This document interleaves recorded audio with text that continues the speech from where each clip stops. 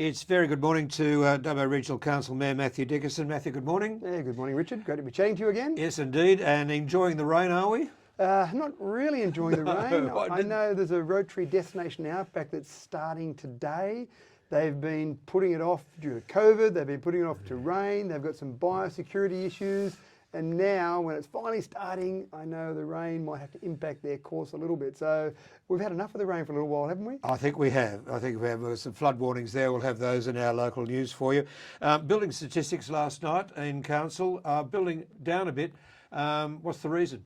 I think there's probably a few reasons for it. It's hard. There are so many levers that impact building summary and building information. I think one of the things that you'll see with a building summary like that is that it's hard to say how much of an impact things like lack of supply or hard to get supply of goods is having.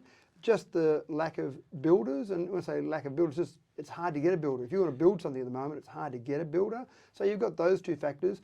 I don't think interest rates are having an impact yet, but that may start to play into things down the track. But I think at the moment it's really just a matter of hard to get some of those supplies. You talk to builders all over the place, but even the actual land itself, when you talk to developers, some things like concrete pipes, I talked to one developer and they said some of the stormwater pipes to put in the ground, you order them today, 10 months later, you can get those. You're joking, yeah. Is that the reason why development applications are slowing down, do you think? Well, I think there's a combination of things. If you can't get the buildings done, if you can't get the development in the ground, so we'll do as much as we can to keep promoting the city and to keep making sure people want to move here. But it is a constant challenge. And I was at a meeting yesterday with a number of mayors from regional cities, and a few of them were saying the same thing, that people want to come to regional areas. It's fantastic. We met with the Deputy Premier yesterday and he talked about how great it is that all these people want to come to regional areas, and obviously he's from Bathurst himself, and that's fantastic. But when they get to regional areas, they need somewhere to live. That's right. You want the building numbers to be high. So ideally you'd say, well, there's huge demand out there, but you just can't build things without products, and you can't build things without builders. That's amazing. Funny about that, isn't it? Yeah, indeed. Yeah. Regan Park, it's back on the agenda again. Now, you've been quoted as saying that you want to start with a blank slate. Where are we up to? Well, we are exactly at that point, and it's not so much me being quoted as saying I want to start with a blank slate. It's a council resolution. The very first thing that we did when we got back onto council, or when we got on council this year, in January this year, the first meeting of council, the ordinary meeting of council, one of the resolutions determined by council was that we would go out and get a master plan for the south precinct along the river and the north precinct along the river. So that's where we're at. Now there's a lot of hype, there's a lot of misinformation. People are saying you've got to rezone it. Last year council rezoned the land. It hasn't been rezoned since 2011, so you can put that one to bed straight away. There's a whole other range of conspiracy theories around some secret deals that have been done, whether it's me having done secret deals or councils having done secret deals or council staff. And I find it intriguing because I didn't know I was that clever, Richard. Apparently, one of the conspiracy theories is that I've got this secret deal that I've done with St. John's to put some ovals down there on Regan Park. Now, you've got to remember, there was a mayoral minute that was put through in February last year. That's right. Supported by councillors. I was Joe Blow's citizen last year. I was nowhere near council. I wasn't even thinking about council last year. So in February last year, a resolution was put through.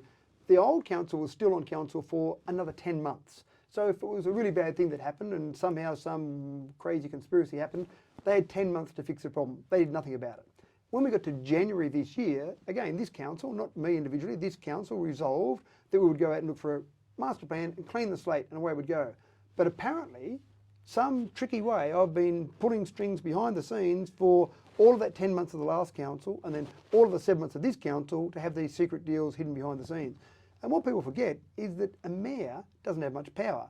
I've got one vote on council. We've got 10 councillors. So if I've got some secret deals hidden, well, the developers or the proponents aren't very smart because they need to do secret deals with at least 6 councillors to get a majority on council. So doing secret deals with me is going to be of no use whatsoever. So let me just say, for the record, there is no secret deal that's been done. There are no secret plans. There is no secret hidden agenda. There's a lot of misinformation. In fact, I saw someone the other day out the front of the post office saying, "Help save Regan Park, sign this petition." And I thought, well, what are you saving it from? We've got a consultancy process going. We're asking for people to put in their ideas to the consultancy. They will give it a blank sheet of paper, say, come up with what you think, get feedback from the community. But even once they finish their process, it'll go to a council workshop, then it'll go through a council meeting, it'll go on draft display, we'll invite public comments about what the draft looks like, and then finally next year sometime it'll go back to final resolution. So there's all this hype. It all started in February last year. This council has done nothing but be open and transparent about the whole process, and yet we're still being lumbered with the sins from the last council. What I say, well, I mean, the thing about the last council was that we were conditioned by a mayor who believed that he could do everything and anything and everything, and we were conditioned by that. And basically, you brought council back to what it should be, and you're suffering the consequences. You're possibly right there in terms of the whole process seemed to be directed, if you like, by one individual councillor, but still you need votes on council. You need a resolution of council. You're quite right. The mayor has one vote in council, like any other councillor, and having been on council myself, I know exactly that, and I know that we locked horns on a couple of occasions as deputy mayor and mayor on things, but we got it done. And as should happen, because you want people to have their individual opinions and have their processes they go through. So again, there's no secret deals, there's no hidden agenda. It really is, here is an open consultancy process. Please, rather than wear yourself out signing petitions, go and tell the consultants what you want. That's where you'll get something effective. Signing a petition against who knows what, I don't think achieves much. Talking to the consultants and giving them your ideas, that will actually achieve something. Get the facts. Exactly Get the facts before you do. Last night on national television, ABC, you probably didn't see it, Dubbo came up with the issue of fluoride, and it was quite a damning report. Is council going to run an inquiry? I mean, it's got to that stage. They were asking questions last night. Why council didn't do anything about it? Why nothing was done since 2019? Are you going to run an inquiry to find out exactly, was it at the top? Was it the workers? What's going to happen? I don't think a lot's achieved by an inquiry. It costs well, yes, money it would and be. I time. mean, people need, I think, and it was quite said last night, we need answers. Why did it happen? We know what's going to happen. You've said on this radio program what is going to happen. But why did it happen? And would an inquiry make sure that it never happened again? Well, I don't think so. I think the problem with any type of inquiry like that is if you have people in the wrong positions for the wrong reasons, you'll get bad outcomes.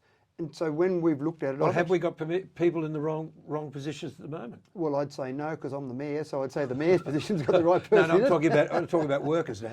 Well, put it this way, we had a different group of councillors during that time frame. We had a different CEO and we had a different director. So we've got now a new director of that area, we've got a new CEO, and we've got a whole new council, 9 new councillors out of the 10 Okay, councillors. so is there a process in place at the moment to make sure that it never happens again? Well, I don't think you never put a process in place to stop bad actions from people. When I've looked at the report, so I've actually gone back to look through, and if you like, I've done my own little brief investigation, but I wouldn't call it an inquiry, and I went back and looked at the reports that go off to New South Wales Health. And I have seen those reports with my own eyes, looked at those reports. The executive summary says quite clearly, we are not putting fluoride in the water. When you look at the graphs inside those reports, it shows quite clearly the time frame, exactly when fluoride was being put in, and then the graph drops, and then it's not being put in. Now, those reports had to go through to the director. So the director of council responsible for that had to have seen those reports. So the staff working in the operational side did the right thing. They filled in all the data for those reports, they filled in the information. In the executive summary, they highlighted the fact that fluoride was not being put in the water. Those go through to the director had to see those reports, and then they go off to New South Wales Health. Okay, so the reports went off to New South Wales Health. Okay, why didn't they do anything? And that's a whole separate line of inquiry there. Well, from their perspective, they can answer that. I can't answer for New South Wales Health. But from a council perspective, it should have gotten to the director and the CEO. The CEO had to have known about it. The director could not have sent off those reports on an ongoing basis for a major thing like that without the CEO knowing about it. I have no idea whether councillors knew about it or not. I've seen no hard copy evidence of that, but there might have been conversations, but I don't know that. But there was also an environment on council at the time where it may well have been the CEO didn't tell the councillors because there was an environment that wasn't an open, transparent, sharing environment. This CEO has already said to us when we've met that if this same thing happened now and that process occurred, he said, I'd be handing my resignation in. And I said to you, if I was the mayor and I knew about this at the time, I'd be handing my resignation in as well. But again, we're talking about a new and I think a much better group of people in charge of council and those upper levels of management now compared to what was in place at the time. New South Wales Health, you can ask those people at New South Wales Health independently, and I've said to them, I'm certainly disappointed in council's actions in what we did. We should have fixed the problem. But I also wonder why, after a length of time, New South Wales Health at some point didn't say, Council, you've told us about this and you've said you're looking at it, but you've done nothing after a month or two, maybe 3 or 6 months, but after 3.5 years, you've done nothing, then maybe it was time. And they did finally send a letter to Council in June this year to say there's no fluoride in your water. So too long from my perspective, but again, I'm not blaming New South Wales Health. I'm saying it was a council issue, but New South Wales Health could have stepped in at any time and said, this isn't good enough. One wonders whether New South Wales Health knew themselves. Well, they saw the reports, they had to be reading those reports, and it wasn't hidden, Richard. This is the thing. They're a big report, those reports that we have to send through to New South Wales Health. We notified New South Wales Health, so there was definitely that process, but those reports, someone's got to read those, and it's in the executive summary. So it's in the report, the graphs, but in the executive summary. So it's page 3 of the report, executive summary. There is no fluoride going in the water. It did say we're looking to address that problem or working to fix the problem. So you might have thought, as a New South Wales Health person, oh, they're fixing that problem. But when you saw it the next year, again, that same report comes through was still, oh, hold on, we should do something about this now. Okay. It seems like folly all the way around and mismanagement all the way around, and it's not good for Dubbo, and we've got to wait yet another year to get fluoride in the water. Matthew Dickinson, Mayor, good talking with you this morning. Thanks for your time. Thank you, Richard.